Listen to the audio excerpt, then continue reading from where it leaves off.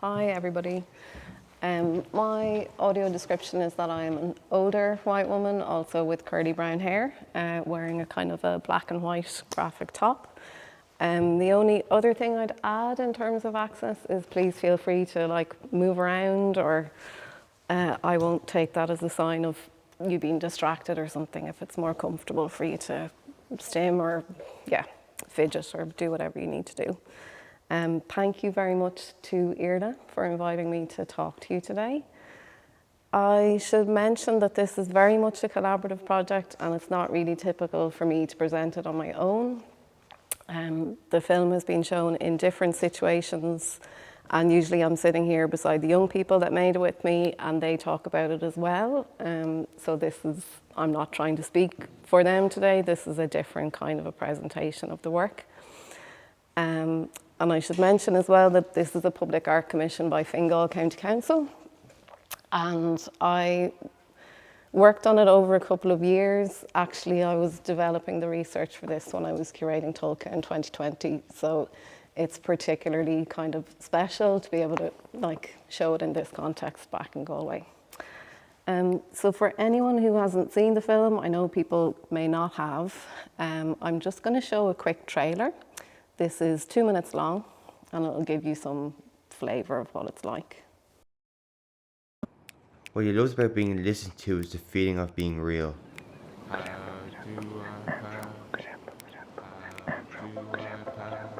For a long while, she had been oppressed by the indefiniteness which hung in her mind, like a thick summer haze, over all her desire to make her life greatly effective. What he hates about his English teacher is how she dismisses him. What she hates about his area are the boys teasing him. She was clever. Why can't a dinosaur clap? I don't know, why can't it clap? With that sort of cleverness which catches every tone except the humours. Because it's extinct! I don't know what happens next. Imagine if all the different people on a spectrum, like a real spectrum, all wore different colours. Whether if it's about autism or not, a lot of the stuff I write, I draw inspiration from my own experiences, the way I feel and the way I see certain things. Oh my God, I'd love to perform Not I. Can men perform Not I? I don't think so, because Becca was really... Actually, that's a question for Hannah. That's a question for Hannah. Hannah, has a man ever performed Not I? Blackbird speaks like a snooty guy. He's the opium of the asses making dumpy butts right. This is new territory. How do I pass? This is new territory. Disclaimer, Echo's bones may not include echoes or bones.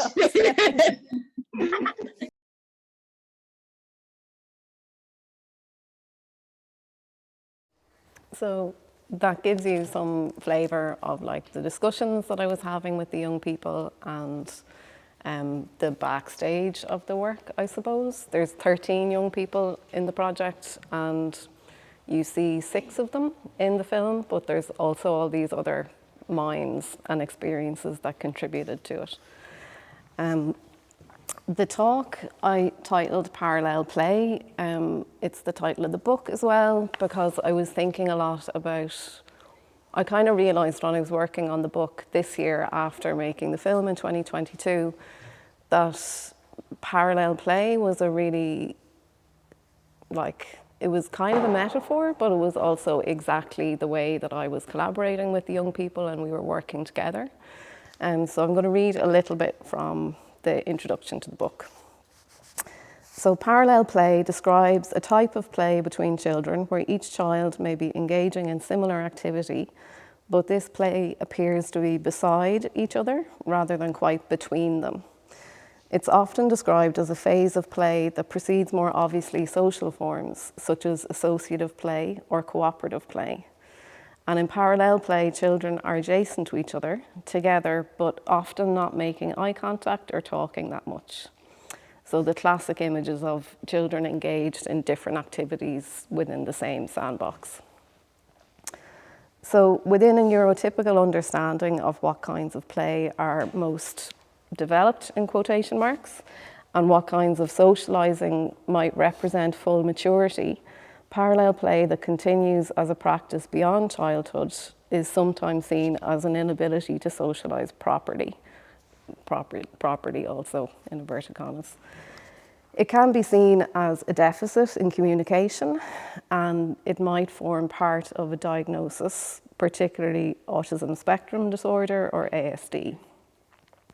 So this kind of clinical view of parallel play doesn't recognise or value distinctively neurodivergent ways of communicating non-verbally, of signalling without back and forth dialogue, or of establishing shared forms of respectful and creative togetherness.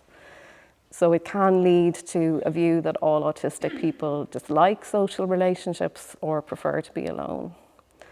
So Echoes Bones, as a collaborative filmmaking project with autistic young people, takes parallel play as a method of being and creating together, but it turns any of that pathological value judgment inside out, or tries to. So the project, as Irla said, borrows its title from a short story by Samuel Beckett. Echoes Bones was written after Beckett had finished this collection of short stories called More Pricks Than Kicks in the 1930s that were set in this landscape of North County Dublin, of Fingal. And when the publisher got the story, it was so weird and nonsensical and difficult that the publisher said, "You're grand, actually, we will go ahead without publishing this weird thing." Loads of characters came back from the dead. There was all of these references that didn't make any sense. So it's a bit of a dead end in terms of a starting point, but I found that kind of appealing. So Echoes Bones, the project, our parallel play, it takes its title from this dead end and it kind of runs off with it in another direction and in another time as well, nearly 100 years later. And Echoes Bones is also kind of a sandbox, I think of it that way, that I set up in the same geography of Fingal that was encountered by the characters in Beckett's stories. And the objects that I kind of made available in this sandbox were some existing artworks made by Beckett, and also artworks by other neurodivergent artists. So I find this kind of awkwardness of that Echoes Bones origin story quite funny, and how when Beckett was asked to make this collection of short stories more marketable, it kind of had this very perverse outcome. And this kind of, this is not a project about Beckett, but so this is another example of the landscape actually. And this is one of the drawings that is now in Galway Art Centre. Just one Beckett anecdote before. This is a video that,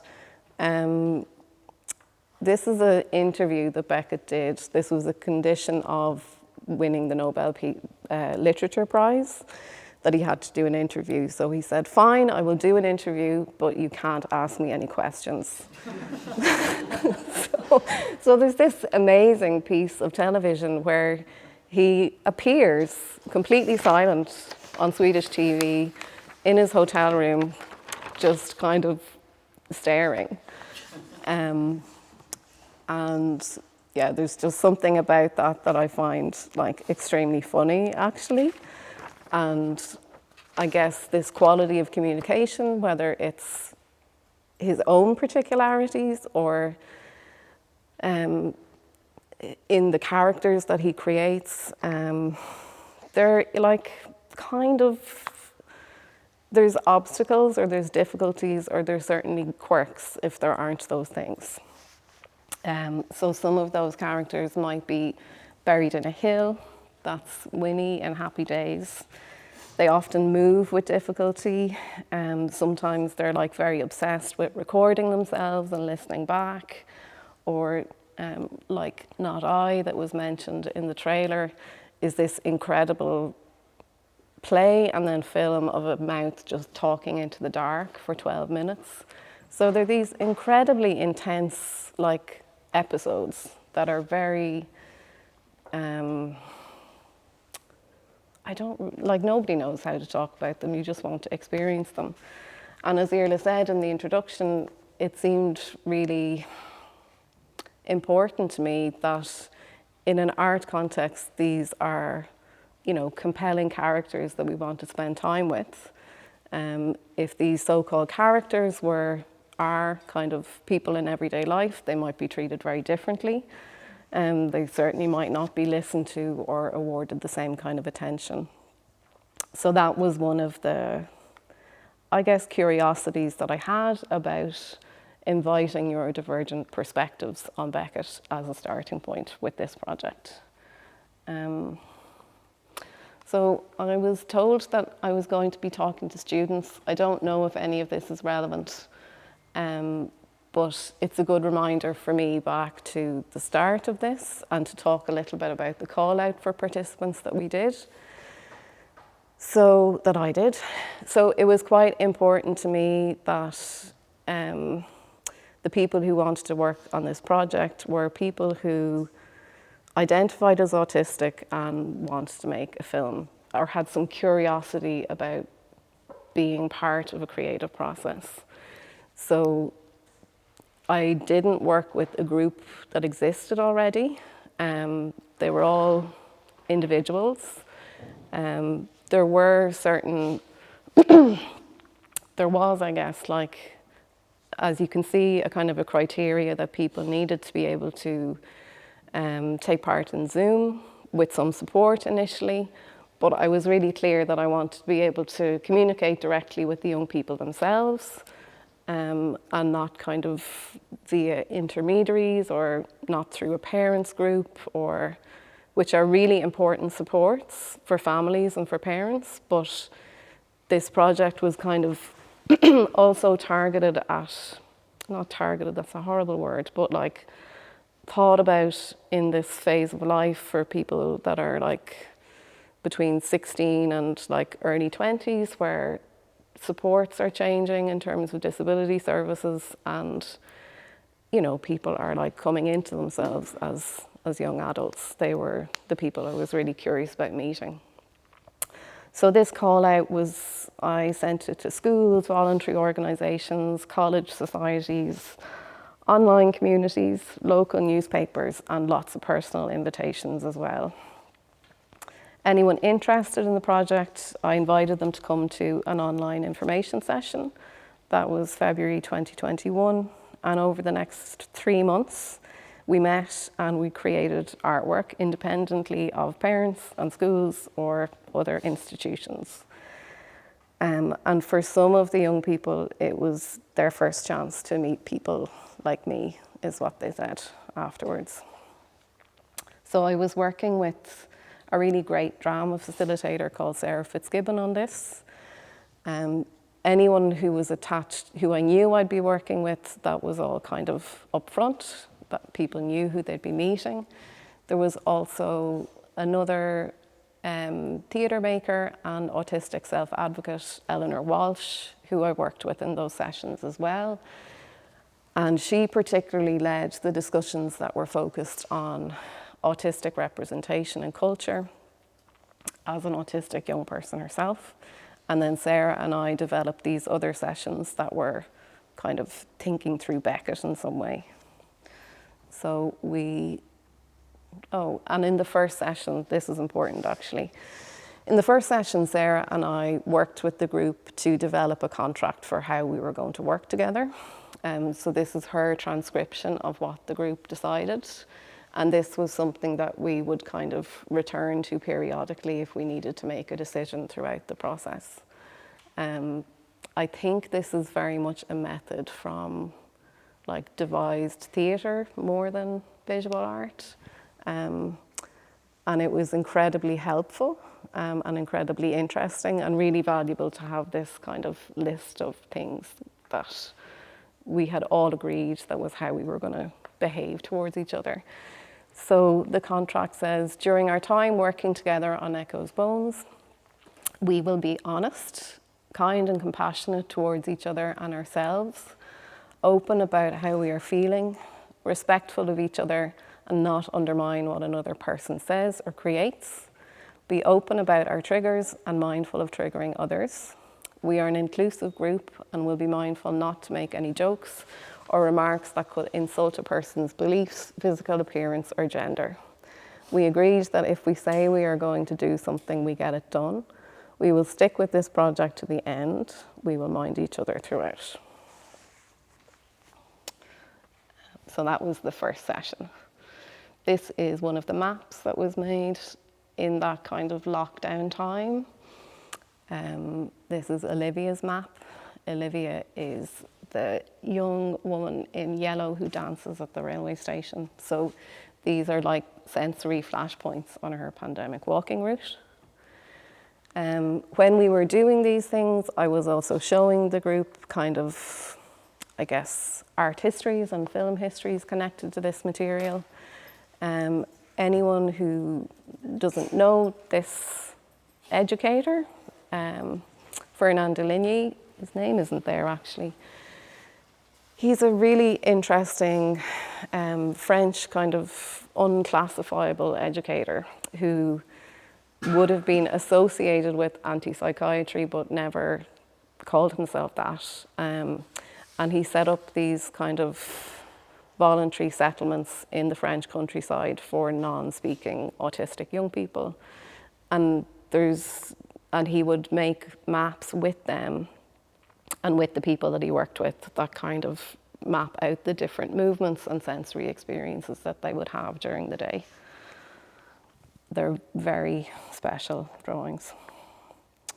And we also looked at works by Beckett, or explored them.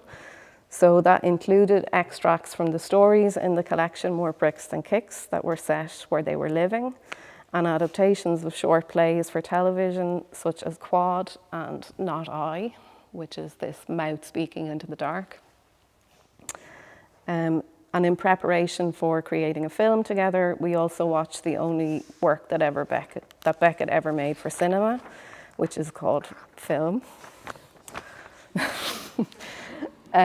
Film is quite an unusual screenplay, and like some of his other work, it has this amazing set of diagrams in it, which are these kind of system of rules, and they map out the movements in a scene.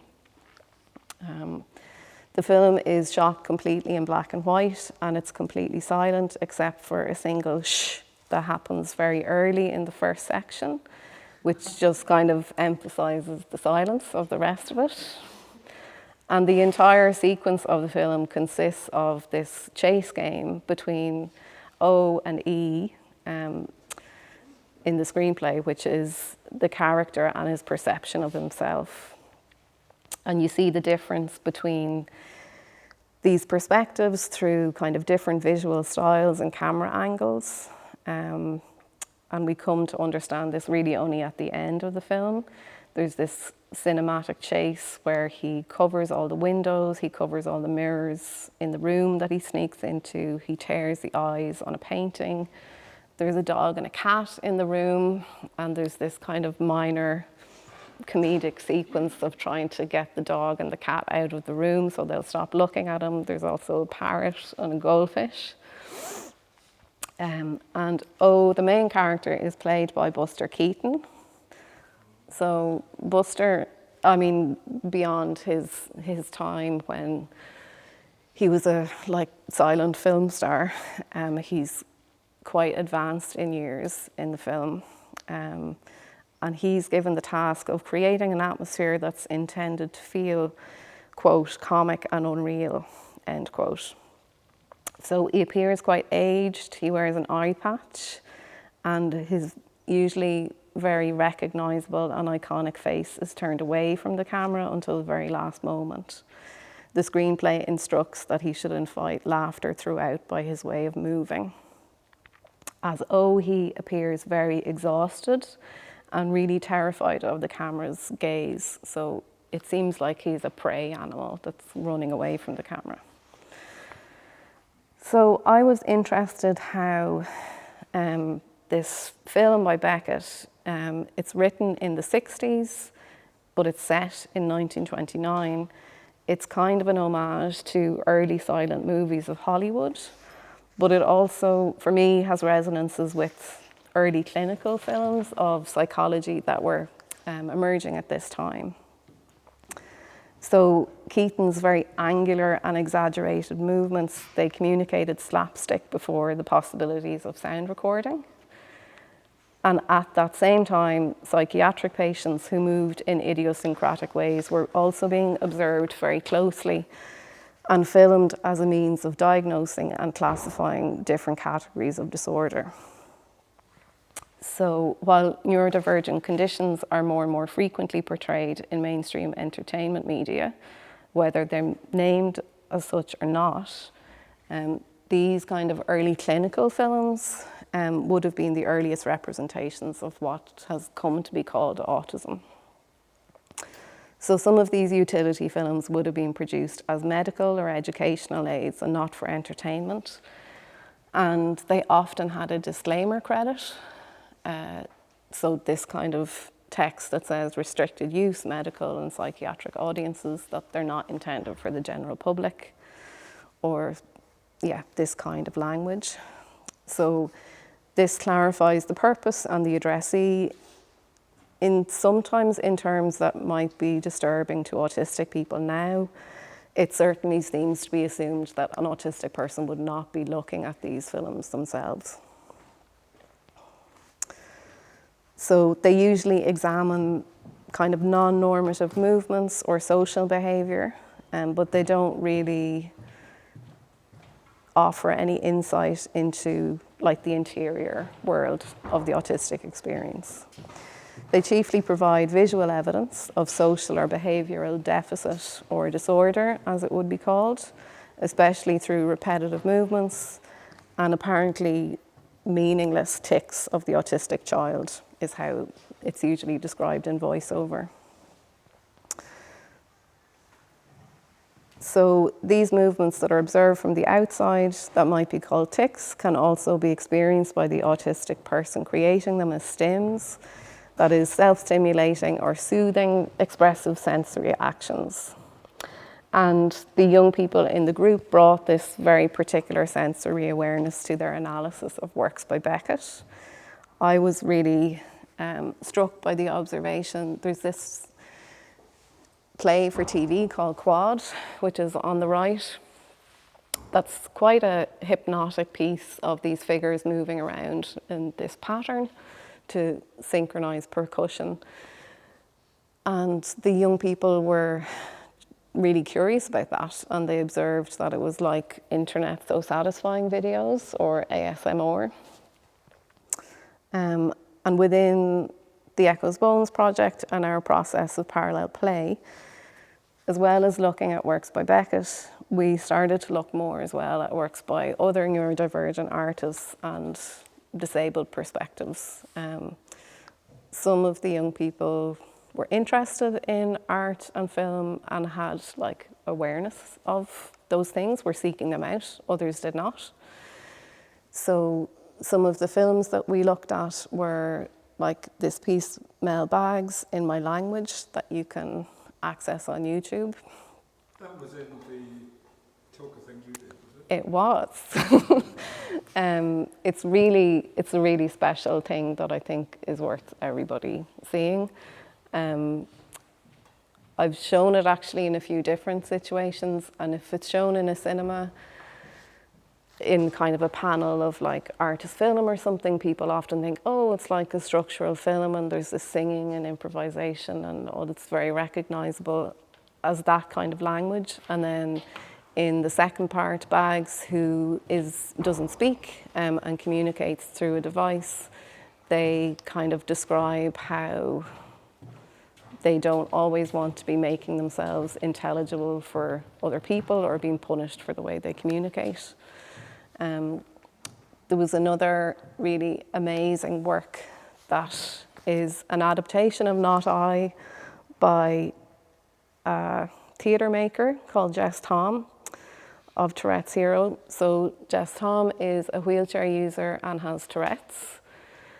And she made an adaptation of this short play by Beckett the single mouth speaking on stage. Oh, I hope everyone's okay there. She made an adaptation of this work as a relaxed performance, and it's quite amazing that she got permission to do this, given how controlling the Beckett estate is of performances of the work. She has Tourette's, she's the main performer. It's quite unknown how the performance is going to go in terms of sticking to the script. The other very interesting thing with this work is that there's a figure in the play called the auditor, who's a kind of a silent figure that stands to the side. Usually when it's in a theatre, that's a silent figure that stands to the side and they don't do anything. In this adaptation, it's a BSL performer. So in terms of access, all of these like so-called accommodations are completely built into the work as like creative, unexpected things that happen. This is the armature that's required to kind of fix the body in place and for the single spotlight to be on the mouth performing, not I. So at the end of this 3-month process, we came up with this set of principles. So we knew by that point it was kind of clear for the different people in the group if they wanted, the kind of very crude division was if you wanted to be in front of the camera or behind the camera or both. And there was this really, like a kind of a brief for me to go away and think about how would we take this further and work together in smaller groups. So the group really wanted to emphasize sensory pleasure rather than only thinking about sensitivity in terms of like overwhelm or very negative experiences that are usually represented.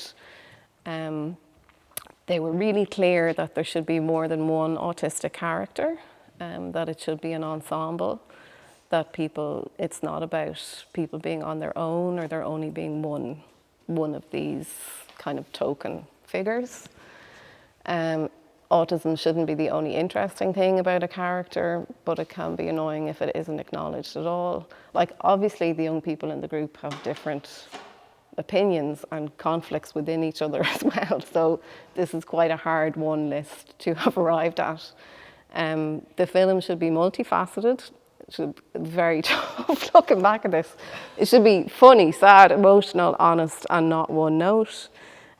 We should avoid stereotypes. We should think about making our film for a neurodiverse audience rather than assuming we're speaking to neurotypical people. So that was the things that we wanted to achieve. And then there were some things that we took from Beckett as well, particularly thinking about the locations and St. Ita's Asylum, as it was called in his story. The characters, we should kind of think about some of the staging, cues from Beckett. As you heard in the trailer, this idea of using individual colours for different characters was really important. And it's not really... Yeah, please. No, please do. I noticed in the trailer the word spectrum. I was thinking like the individual colours might tie in with, or a pun on autistic spectrum. Also wondered if the individual colours individually signified anything for the character, or if that was just... With the colours, everybody, when we had that idea in the next workshop, everyone picked a colour that they felt was them. Some of those colours came to be in the characters in the film and some of them didn't. That seemed to be very important, that everyone picked out their own, like their particular colour. We used a colour wheel. In the trailer, yes, I think one of the young people that mentioned some of the group were like very into wordplay, and I think that idea of spectrum was kind of fun for them. Yeah. Did wonder how much it stood out, like the individual colours, like from having seen it before. Like I think I've seen it like 2 or 3 times, and then hit that word spectrum. So I wondered if the first time you saw the film, you saw each character had a specific colour. Yeah, I mean, I think some things are also, they kind of get baked into the artwork at the end. So it's not always, I think, that you need to notice something at the end. For me, I was trying to navigate some ways of some kind of like rules or parameters. So having colours for each character was one like helpful thing. But I appreciate, yeah, it's not going to be that notable to everybody. You missed the last one because I interrupted you. The last one was about rhythm and repetition. Oh, also, like, music was massive for the young people in the group, almost everybody. And I did not think we were going to end up making a musical, but like, that's kind of what happened. That's not on the list, I somehow forgot that. But it's, yeah, the film is quite structured through music in some way. So these are some of the, not storyboards, but like ways of setting up these ideas visually.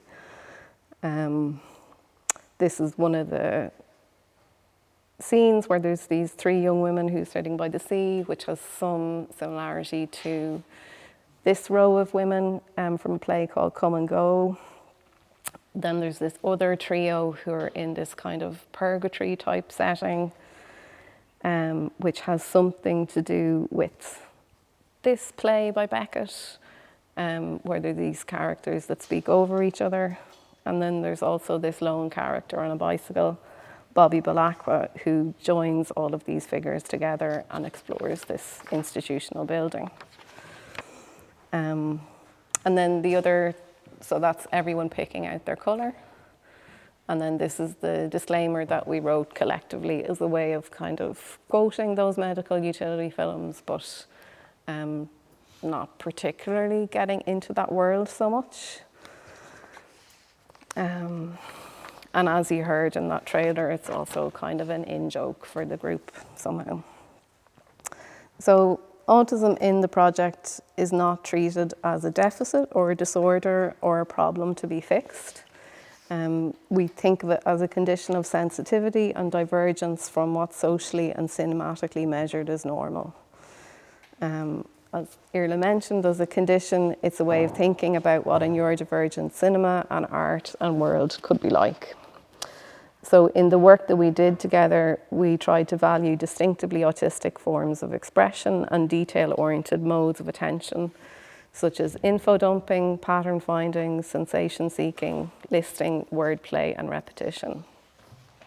We explored the poetics of echolalia, a distinctive kind of speech that involves the repetition of words or phrases, echolalia being named after Echo in Greek mythology, a nymph who could only repeat the end of the sentences she heard, so she wasn't taught to originate her own expressive speech. Sometimes echolalic phrases are appropriated from other sources. Sometimes they're described as parroting within the clinical literature, but they can also be adopted as part of a personal expressive lexicon. So there's one character in the film who has this refrain of polka dot, polka dot, polka dot, afro, quite insistently. We played with handfuls of phrases, some of which were borrowed from our research and some that were newly created to create poems, pantoum poems, which is a verse form based on repeating patterns, and the meaning kind of emerges through contrast of repetition. Some of those poems are in the book.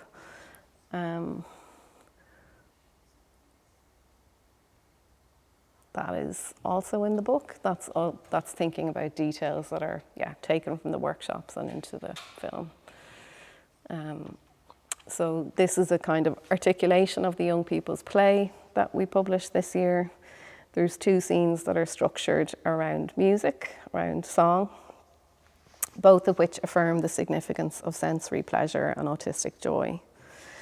A neurotypical emphasis on the impact of the human face is deprioritized. So fingers and lichen and other animals are just as important. While our film may have little to do with the original text of Echo's Bones, there is some kind of echolalic quality to it, as well as Beckett's original intertextual story, in how it speaks the words of other people and creates new meanings through this restaging and repetition. And these borrowed phrases are noted as citations in that published script. In the book, there's also 3 other contributors that I guess have a different kind of parallel play. So there's all of whom are neurodivergent. So there's Blind Boy, who wrote a piece of autofiction. There's an amazing writer, Roy Clare Potter, who wrote an essay responding to the film. And there's a kind of a memoir piece by Hamza Hassan, who's written an incredible book called Shy Radicals, The Politics of the Militant Extrovert. So the book kind of becomes this other, it's really not intended to be a catalogue, it's really intended to be a different mode of exploring some of the similar ideas or sensations. The film stills at the end of the book are accompanied by the captions that appear on screen to support sensory processing. And these embedded captions are a textual element that also serve to highlight the differing sensitivity and knowledge accessible to different receivers. So sometimes the captions are quite detailed. They might mention like a particular bird, a bird song of a certain species that wouldn't be recognized by everyone, even if they could perceive that song.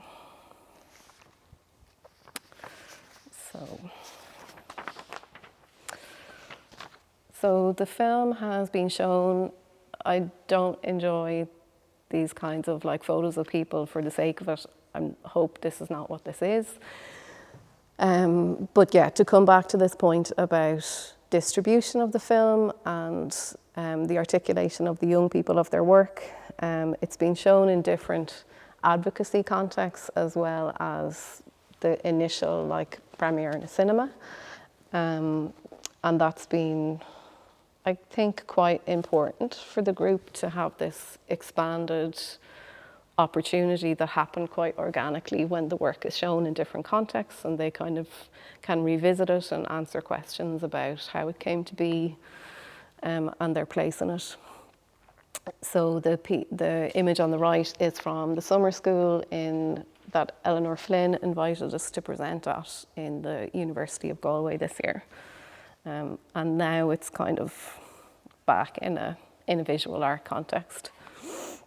So that is where I'm going to stop, actually. And if people want to ask more questions, we could keep talking. Abruptly.